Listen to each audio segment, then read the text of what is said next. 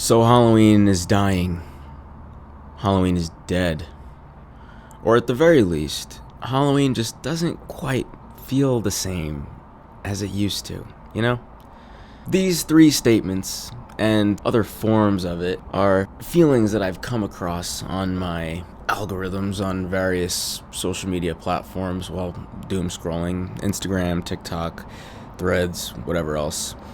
And it's something that I've been thinking about more and more, especially this Halloween season. And now that it's come and gone and the ashes have been spread and the dust has settled, it's something that I want to think about more and talk about. And if you've made it this far into the video, chances are it's something that you also care about, or at least are interested in.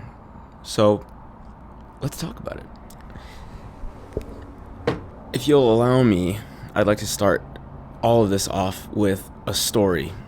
So the other day, before Halloween, I posted this thread, and I'll put it up on the screen, but if you are looking away from the video and just listening, I'll summarize and expand on it a little bit. Basically, what I was getting at is that Halloween is not about going out and spending $80 on a deluxe version of a costume that you're going to wear once to go out to some bar that has some AI-generated poster or something thrown together in 15 minutes in Canva highlighting that they have some drink special, and they put cobwebs in the corner so that you know it's taking place on Halloween, only to go and then spend more of your hard-earned cash just burning it on booze, and then waking up nursing a hangover the next day, grappling with the thought that Halloween just used to feel like it meant so much more as a kid, and now it feels so hollow or empty. And so I just put that out into the ether and let that go.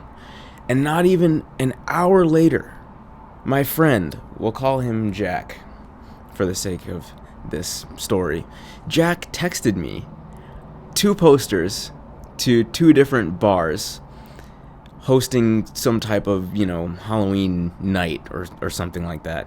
And it was exactly what I was talking about. Just like a thrown together poster. I'm not going to say which bars, so I'm not trying to air out any businesses around here, but just a poster thrown together basically saying, please drink here on October 31st. It just there wasn't really much to it.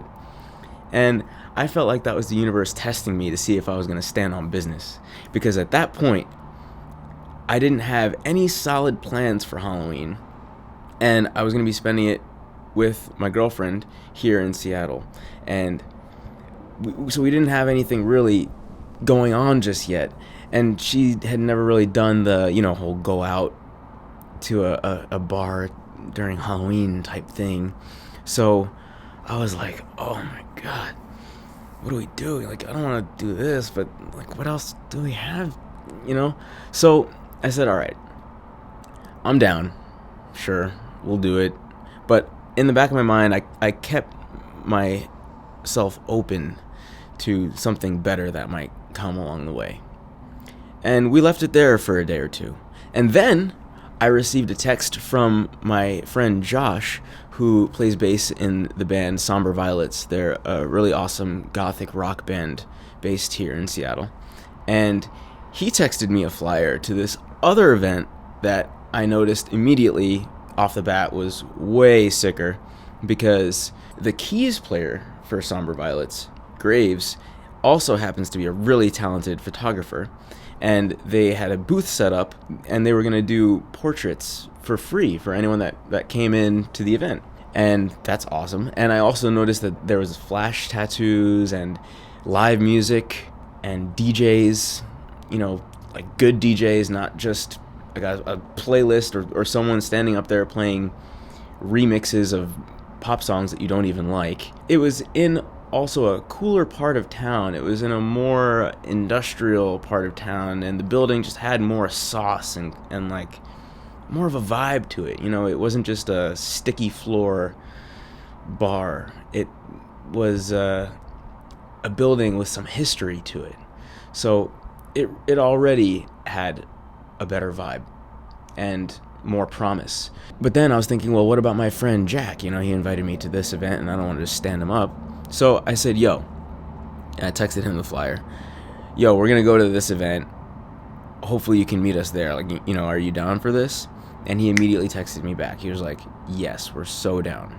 So not only was I going to be able to hang out with two of my really good friends, you know, Josh and Jack, and at a cooler spot, but it was like a friend group crossover too, so that was pretty neat.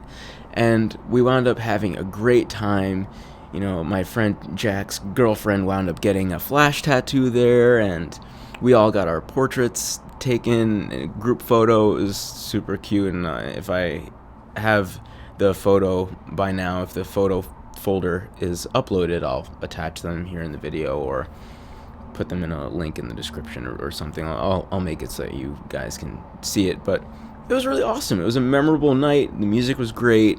Everyone was dressed up really well, put care into their costume. And that brings me to the first point, addressing the sentiment that Halloween is dying, or even worse, that it's completely dead.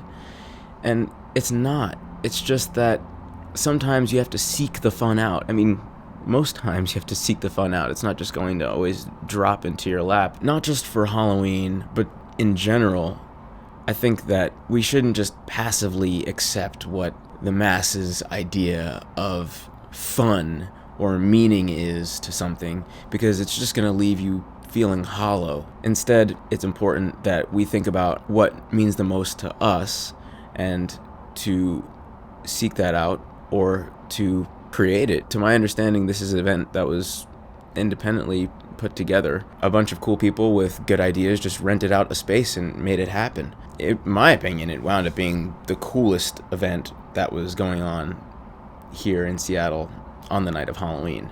And for the next point, calling back to my thread that I posted, part of the magic in Halloween is embracing the individuality and creativity of creating a costume, or at least sourcing one, you know, using what you have and what's at your disposal around you, instead of just giving in and buying something off a shelf, or, you know, some button that says, this is my Halloween costume. I don't really think that anyone thinks that joke is funny anymore anyway. It's so much fun to ask, what are you dressed up as? Or, you know, who are you supposed to be?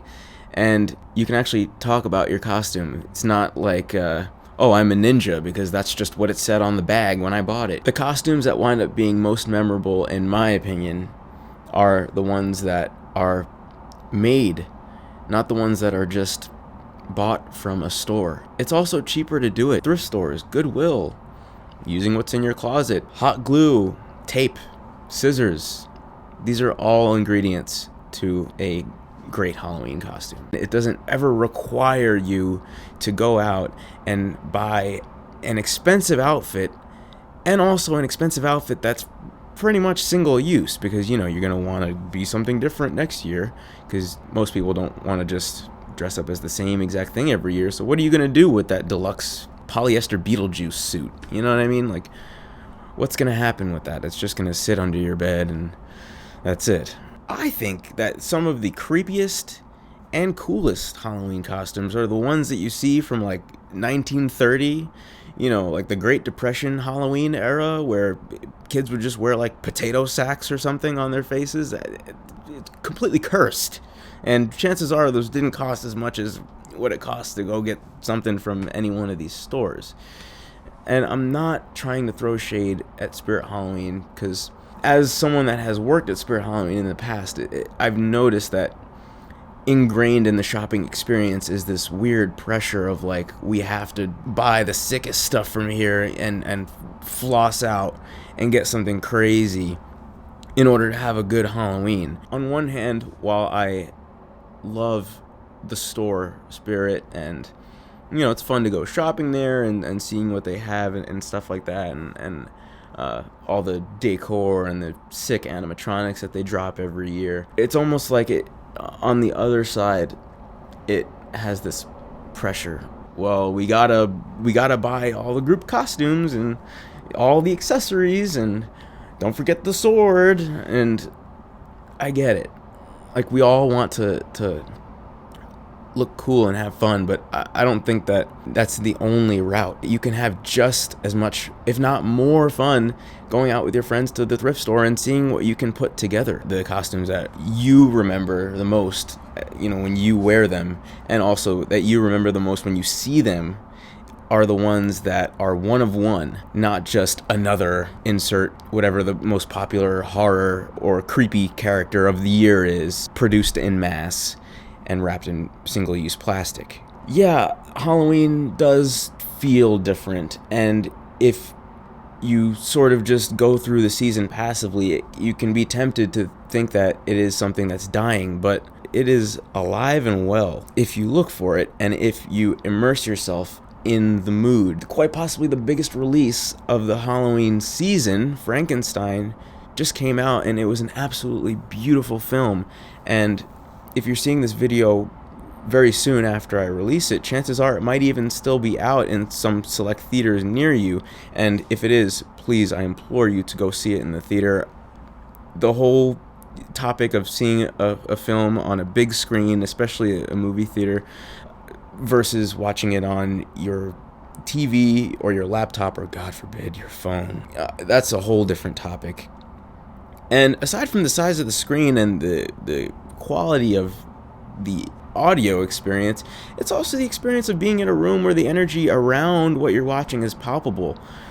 I went to see that in theaters, and it looked and sounded amazing, and I was quite surprised to see that the theater was packed. If I didn't get in there the time that I did, and I got in there just 10 minutes later, I might have not found as good of a seat. Going out and seeking out a film like that, one of my favorite Gothic classics, done so much justice by Guillermo del Toro, made me so happy. And not only that, but maybe see if there's any oddities shops near you that are selling seasonal art or incense. Doesn't cost very much. This really cool store here in Seattle, Gargoyles, I go there weekly to stock up on incense, and it's like $2.50 for 10 sticks, and it's great. And I get to walk around the shop and look at the art that they have hanging up in there, and flip through some really amazing photography and books that are always in rotation. So there's chances are, if you live near or in a major city, there are things to do and things to go see. And if you have the budget for it, you can seek out experiences. You can go to haunted houses or corn mazes and pumpkin patches and things like this. They're always so much fun, You can't help but feel like you're in the mood. This year I was lucky enough to check out a haunted house here in Seattle called the Georgetown Morgue, and it was so amazing. I could see and feel the care that they put into the set design and the characters and the wardrobe, and I tend not to get so scared at haunts like I used to when I was a kid. I would get so terrified I couldn't even walk through the whole thing, but now I've gained a whole new appreciation. I might not walk out terrified, but I'll be walking through the haunt like, wow, this is nice. You look good. Someone with their eyeballs are dangling out of their socket. I'm like, cute. It's a great time, and I felt so fortunate to be able to, again, immerse myself in something that I could feel other people felt the way I do about Halloween, and they really care. And if you really got it like that, go out to Edinburgh for the Halloween season. You're definitely gonna feel like you're immersing yourself in the spookiness. You can walk around the city feeling like a hunter in Bloodborne. Even on the free to very inexpensive end, there's things to do to immerse yourself into the Halloween season. You can go to the grocery store, and I think pumpkins this year were like 50 cents a pound. So for anywhere between $3 and $10, you can get some pumpkins or gourds or whatever, and just set them up around your space, or carve them if you want, put a tea light candle in the inside, or go to your public library and check out some books. They always have the classics, Frankenstein, Dracula, and even if they don't have what you're looking for, I'm sure that they'd be happy to order it. Supporting your local library is also just an awesome thing to do in general, no matter what time of year it is. Hell, if you're really lazy or you just like to learn things, you can even just watch video essays on YouTube. Check out Esoterica. I've been watching that channel, binging that channel ever since I found it, and it's been my go-to to have with my morning tea or coffee to learn about witch trials or ghosts or whatever else Justin Sledge covers. I love that channel, and he even suggests other creators in a similar realm of expertise, so you can really deep dive into that. And a lot of our favorite cartoons and nostalgic Halloween movies and shows are out there on YouTube. I've been watching Scary Godmother on repeat on YouTube. It's like in 4K up there. And Cartoon Network Halloween things and all that. So the vibes are out there if you seek them out. To say that Halloween is dead or dying dismisses all of the stuff around us that proves just the opposite. While it's easy to give in and just do the normal things and accept the masses' idea of what Halloween is gonna be or what it is, it's possible to create and or curate a really awesome and memorable experience. The internet kind of serves as a mirror. If you look for things to prove why Halloween is dead or dying, you'll find it. But if you look for things to prove that Halloween is alive, well, and maybe even thriving, you'll find that too. I've certainly seen a lot of that on my scrollings as well. Basically, the point of this video was just that I wanted to talk about how Halloween is not dying. It's not dead. It's not going anywhere. It is right here. Hopefully, some of the points that I've touched on have reassured you about that, or maybe even jogged your train of thought to think about even more that I haven't brought up in this video. And I invite you to chat about that in the comments, because I would love to hear about your Halloween experiences this year and in past years, what you hope to do in the coming seasons, what you've been reading, what you've been listening to, what you've been watching to get you into the mood, and overall, what the season means to you. Even if one person has watched this far and feels what I'm saying, that's awesome. Hey, what up? And thank you for watching, and I hope that you had a great Halloween. You're not alone. Halloween is awesome, and there are still people out there that love it as much as you do. And other than that, wishing you wellness, happiness, chills in the air, crunchy leaves, and good dreams.